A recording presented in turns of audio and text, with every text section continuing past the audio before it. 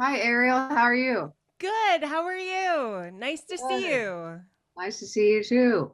So I want to quickly introduce myself. I'm Ariel Baska. I'm actually of Ghouls Magazine is who I'm representing today, but I have to give you a quick hello from the Psycho Cinema group at the Alamo Draft House Okay. in Winchester. Yes. So, because I'm also a part of that group, and like we all love you and worship Did at we your get to feet. meet when I was there? I did not actually get to Oh meet man. you, unfortunately. I was not at that psychorama, unfortunately. I I hope the stylist can come to Psychorama if Psychorama ever comes back. please, please.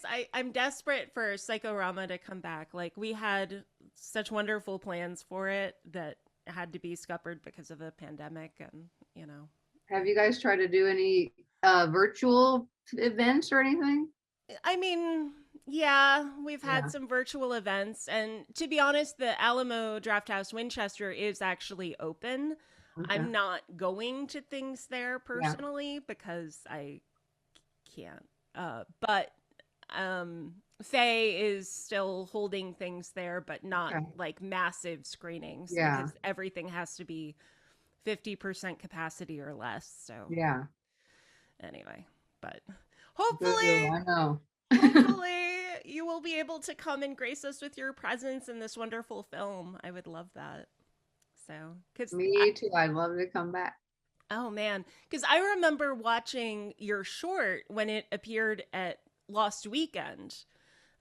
It actually appeared at Lost Weekend the same year that you were at Psychorama, I believe. And Yes.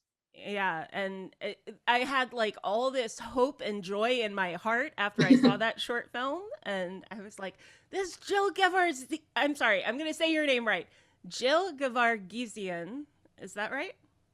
And Very close. oh, I it's was it's Gevargizian. Everyone does that. Gevargizian. That's right, Yes.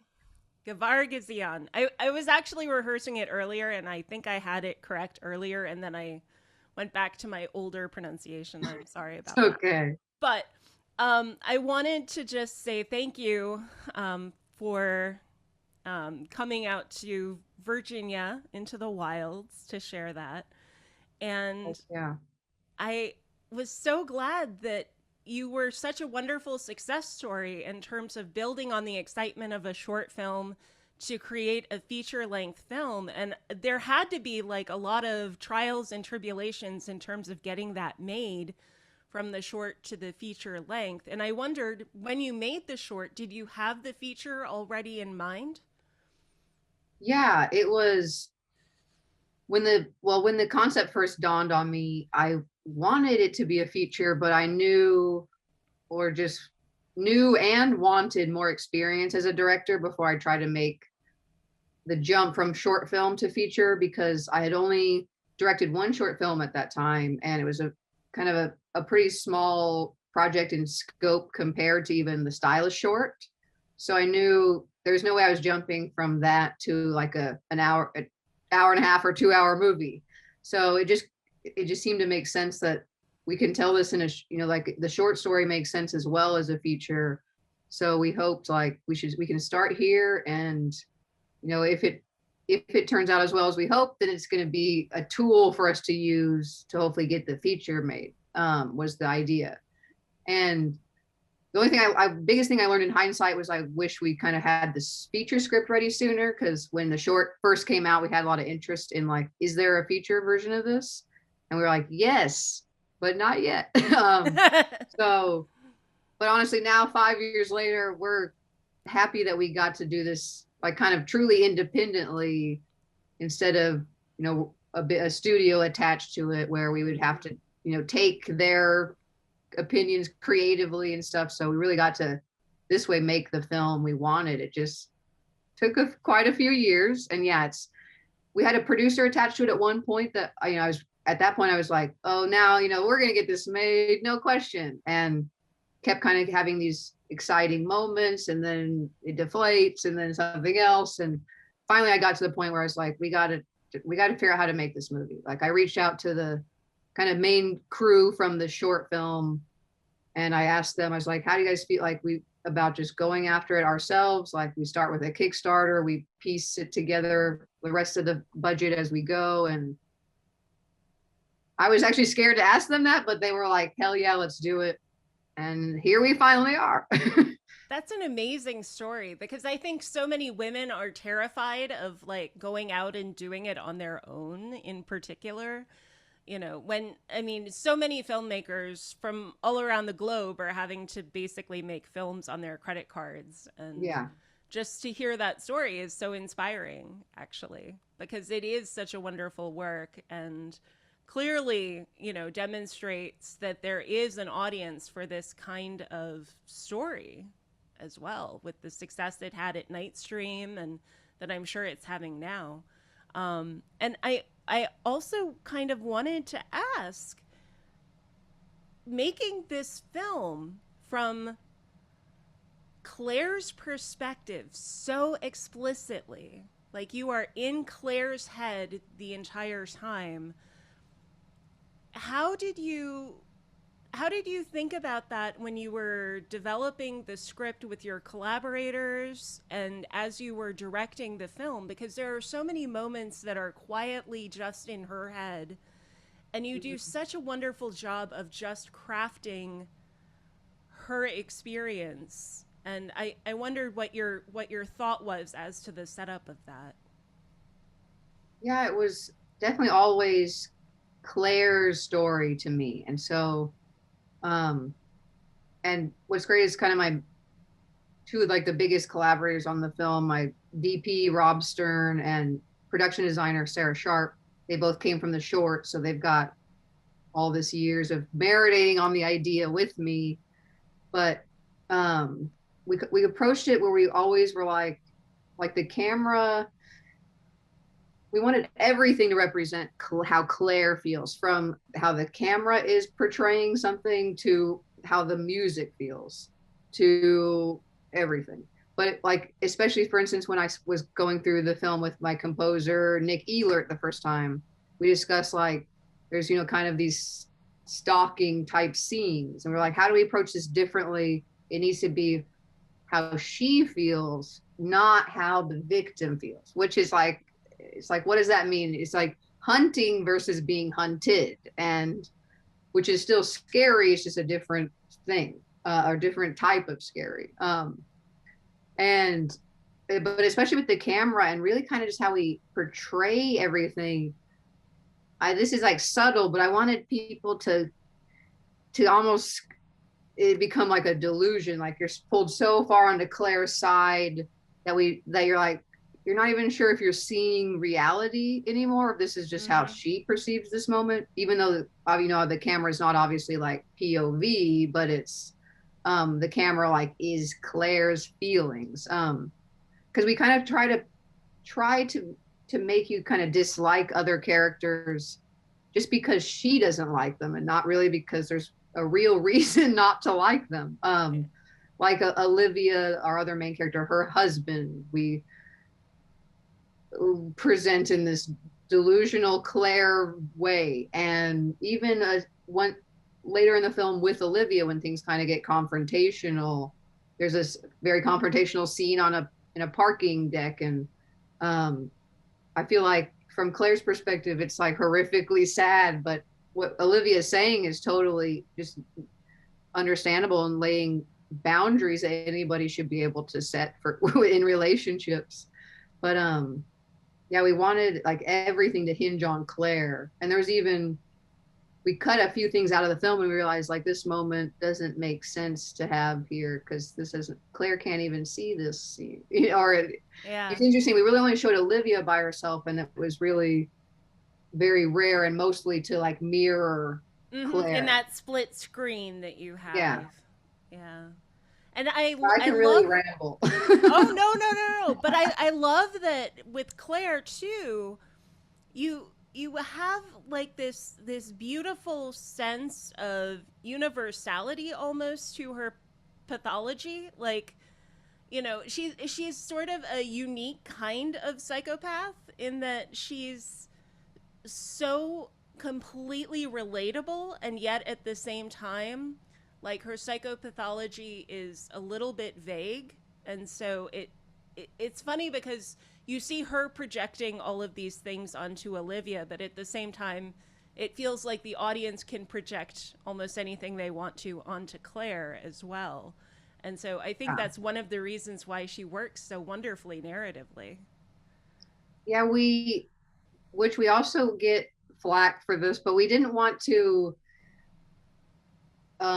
lay out her backstory like word for word. This is exactly what happened. This is why this is how she became this. And one of my collaborators on the script, Eric Havens, they said, was which he's or said it in like the most in a way better way, but if you don't leave like spaces for people to insert themselves, then you're Mm-hmm. just telling them how it is versus it being kind of like something you interpret however it connects to you. Yeah. Which we wanted to hint at it, and we tried to in natural, like in conversations with Olivia's character and just stuff that she around the house and stuff she does, but never wanted to say exactly. And we joke now that like, and 10 years we'll make the prequel and then everyone will get the answers. No, but it's actually kind of wonderful because in that same way that you don't ever really know what that hairdresser who's doing your hair, you don't ever get to fill in all of those gaps with Oh my that one gosh, stranger that you're having those conversations with. I've never thought about it like that, and that is super cool. I'm gonna pretend I did that on purpose. Because yeah, it is. That's something we also wanted to show off. But I've been a hairstylist for a long time. I still am, and I wanted to show off what was unique to that world that a lot of people don't know, and I definitely haven't seen in very many movies before.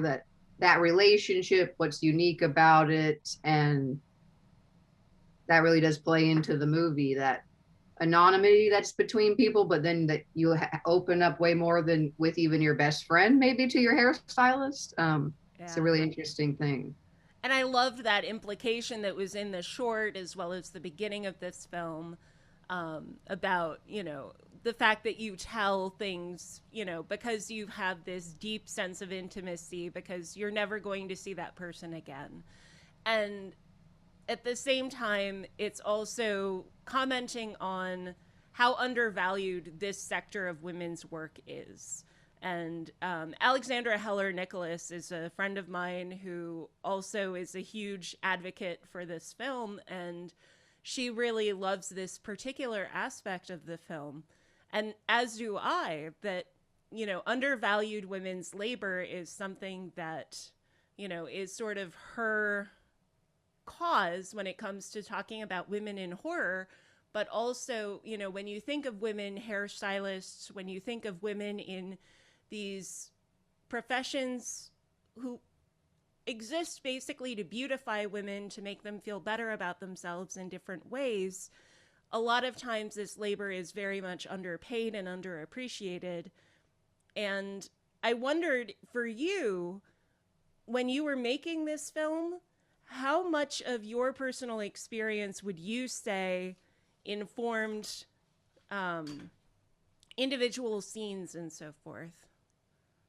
Definitely a lot, maybe too much. um, and all these little silly things that aren't like my experience as a hairstylist, but it sorry, I lost my train of thought. My team definitely jokes about it to an extent because even her like eating tomato soup by herself in the kitchen, I've sent them a picture of myself eating soup, and I'm like, oh man, I think I put too much of myself in this movie. Um, but it's in when you bring up Alexandra. In fact, she wrote a piece about the movie. I can't talk about where it's going yet, but and discuss that. And it's some I told her after I read it, I was like, man, I didn't consciously, try to make a film about class or women's jobs. And I was like, it's just so interesting that perspective. And it is something I think maybe can be treated, almost like it's a servant type position. Yeah. But from my perspective, doing that job, I've never really felt that way.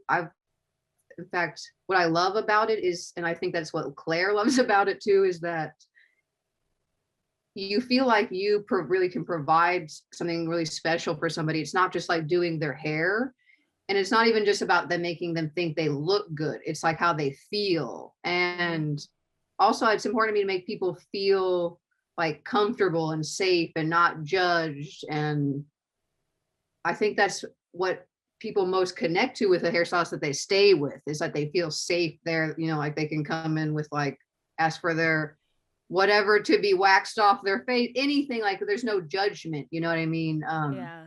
I like to that part, like that's one of my favorite things about the job, other than like it's creative, so that part's really fun too. But to be able to meet that many people and provide like that for them. Yeah. So, of course, creating a sense of, absolute danger within that space would be the most horrific thing for you, right? To You're put right. that much trust in someone. Yeah. And no one really thinks about, except for I think when little kids first kind of get their haircut, a lot of them are naturally horrified because a stranger's coming at them with scissors. I think if I've noticed the parents that really like set up the situation, it's not scary. Like they explain this is what's going to happen and like kind of show, versus just like sit them in a chair and now there's someone coming at them with scissors. Yeah, that would be terrifying. But yeah, it's just, yeah, we also want to play into that vulnerability that we all kind of take for granted when you're sitting in that chair.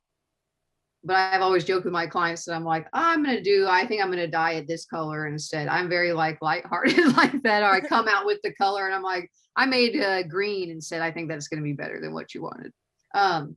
But okay, I lost my train of thought there. But I mean, it's interesting how you play with kind of the sensuality and the intimacy of the Yeah. relationship between the client and the hairstylist in that opening credits scene with the scalp massage that, makes me want to go get a scalp massage, except I can't. Yeah. It's in the middle of a freaking pandemic.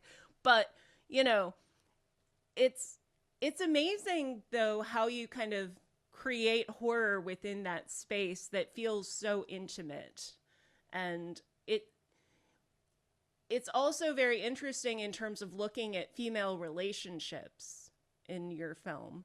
Yeah. And sort of that constant feeling of I mean it seems, especially in that scene in the bathroom, like there's some sense that there's always some kind of insecurity and tension within female friendships as well, that is sort of something that you're also commenting on. Yeah, it's interesting. I've realized since actually being interviewed by a few men who have pointed out the female relationship, and how I've had multiple in the last few days say to me that, if a guy met another dude and they wanted to hang out, he'd just be like, let's go get a beer, and we just go get a beer. There's not any pressure around it. And I wonder, it's almost like a woman, even a heterosexual woman meeting up with another one.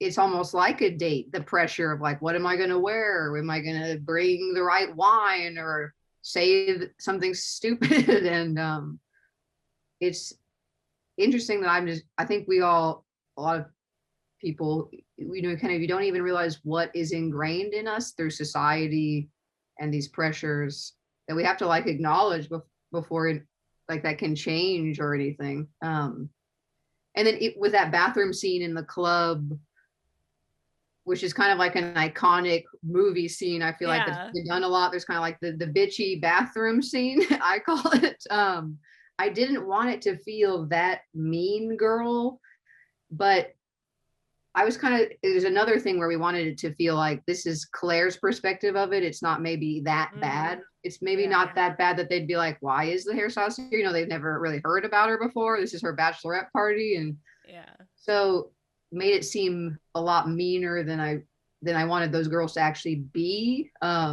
But just which is a because of the weird way it was line. framed and Yeah, shot, like in Heathers or in, yeah, any number of other teen comedy films or yeah. totally. And I love all of those type of movies, like Clueless and Heathers. I grew up on that shit. Yeah, and I really think it's interesting though that so many male critics and interviewers have picked up on this because Yeah, it is something that I've experienced, where I don't worry when I'm going out with my male friends, but I do with my female friends. That I have to look a certain way, I have to appear a certain way, I have to behave a certain way. And I can be a little more punk, I can be different, yeah, you know. But there's a performative aspect to, I think, female relationships that I think your film gets to, that I was curious how much of it was intentional and how much of it was kind of just explored in the performances of the actresses, because Najara Townsend and Brea Grant both do such wonderful work here. yeah. Well, it's interesting because their characters, from Olivia's perspective, she's kind of just trying to be nice and maybe not trying to instigate a lifelong best friendship that Claire is hoping that's what's happening here. Yeah. Um, so it is interesting. It almost plays more honestly like a romantic relationship. The whole film. Yeah, it does. And and then you also have, her, I'm sure you get asked about this a lot, her masturbating on Olivia's bed in her bedroom and what I that think people are means. afraid to bring it up because it's awkward, Really? I'm not which afraid to I bring it love. up. Okay, sorry.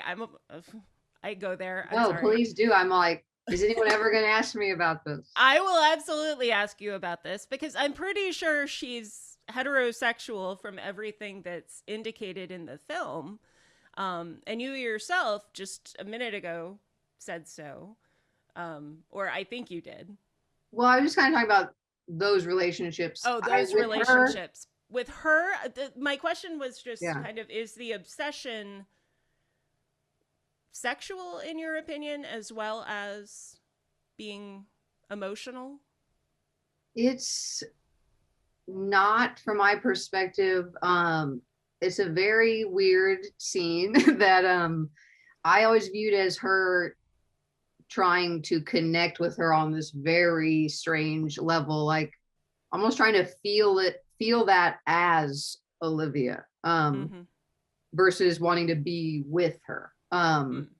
But I always knew like that interpretation was very possible. Because there's lots of things that you could interpret as romantic instead of just obsession.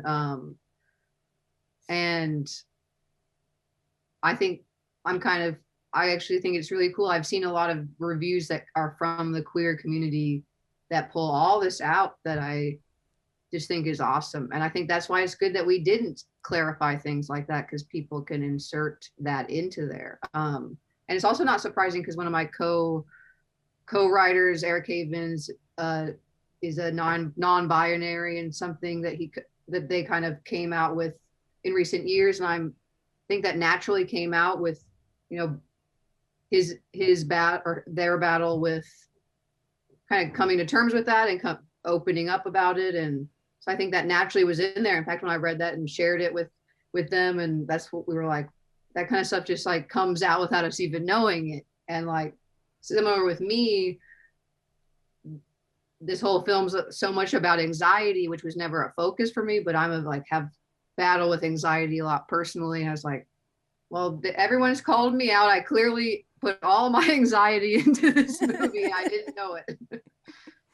I mean, it's funny because it works on so many different levels as a film, because there clearly is this anxiety and this pressure that she's constantly under, either to go cold turkey or to, you know, Yeah. cover up her shame about her poverty or to cover up her shame about something she's done in her past, or, you know, to expiate her guilt in some way. But at the same time, I love that you have all of these other narratives about what it is to be female. You can look at it as a queer coded film, and there are all these many layers. And I wondered, in terms of looking at the ending, okay, I'm going there. I'm just going to the ending because I'm going to be that person.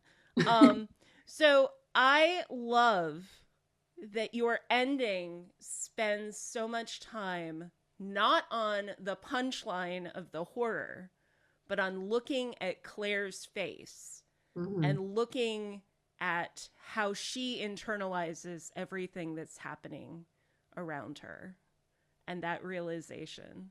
And I love that that's where the film ends. And I wondered if you could kind of talk about how that came to be in the script writing process.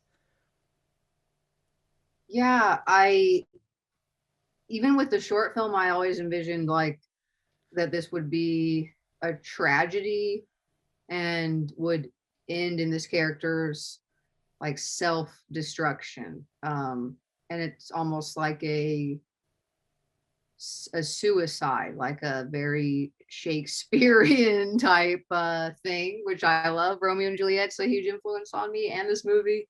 Um, I Yeah, it's funny as I say, like I love tragedies and sad stories. I'm also a very hopeful person. I don't believe everything is sad and horrible, I swear. But I always envision like the short film is kind of like a very toned down version of that. People ask if it exists in the future. To me, it's kind of like the same type of ending, but much smaller scale. And but with the feature, I guess I envisioned like she could like her last moments would be kind of like coming out as what she always wanted to be in public, not just doing that in privacy. And but I think somewhere also knowing that that's not going to last very long, like that this is the end. It's kind of like this super dark destiny that she can't escape.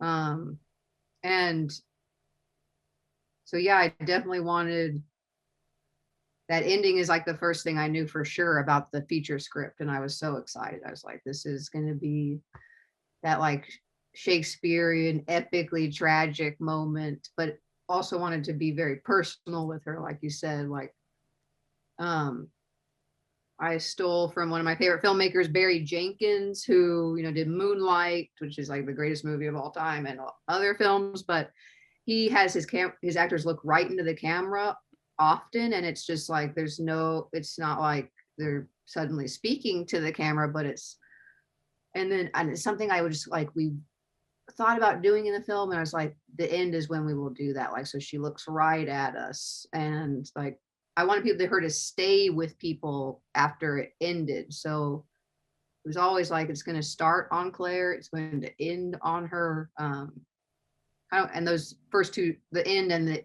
beginning shot, kind of being the same in a way. So yeah, and it was kind of like her coming out moment is like first her doing it and then seeing the horror she's created, and it. Yeah.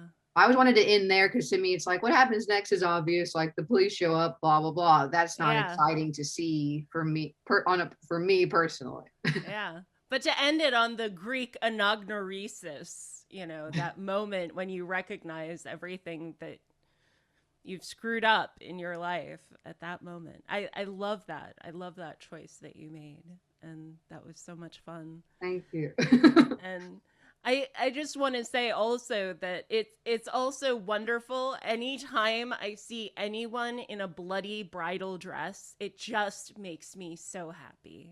It just always makes me happy. It makes me think of Sir Walter Scott and Lucia de Lammermoor from opera, but then it makes me think of like The Bride and Kill Bill, but it also Yes. conjures up lots of other imagery as well of, you know, like from Greek mythology, all the women killing their husbands on their wedding nights, and you know, Yes. it's just Yeah, it's it's like that's kind of why when the idea for the wedding being the end of the movie came to me, I was like, this even outside of the character stuff give me like everything I dreamed of in an ending. Like it can be just so design wise, like over the top and theatrical and gothic, and it could be in a church, which is like my dream. And um we actually had to create two wedding dresses for the film for both actresses. And um this is a fun little tidbit I don't care about spoiling. The blood kind of at the end of the movie, which is only like a second, but if you watch that last second really closely, we actually use visual, like digital blood, which I'm very anti that in all cases normally. But that moment was so important emotionally that I didn't want rigging up all this tube and stuff to distract Najara from performing or anybody. I was like, this moment means too much. Like I would rather there be no blood than it ruin, because also you deal with the complications of blood stains faces. You got yeah, to wipe it off and then redo the makeup underneath it. And it's like it's a yeah. big thing to reset over and over again. Oh So my I god, decided it's I like we're hate not that. doing I it. hate that. I Yeah. hate that. I come from a theater background, so like Yeah. ugh, stage blood with makeup, it's just a nightmare. Yeah, Anyway. it's like once you do it, you just hope like then you're done because you're covered in like go take a shower and we're done for the day. Yeah, exactly. Exactly. But unfortunately, I think we're running out of time, but I wanted to thank you so much for this wonderful film and for taking the time to talk with me about your process and everything, and, girls rock, and keep doing it. Thank Keep you. fighting I the hope good we fight. can be hanging out together soon at a psychorama. I hope so too. It would be amazing. It would be amazing. So, take good care. You too. It's been a Bye. pleasure. Thank you.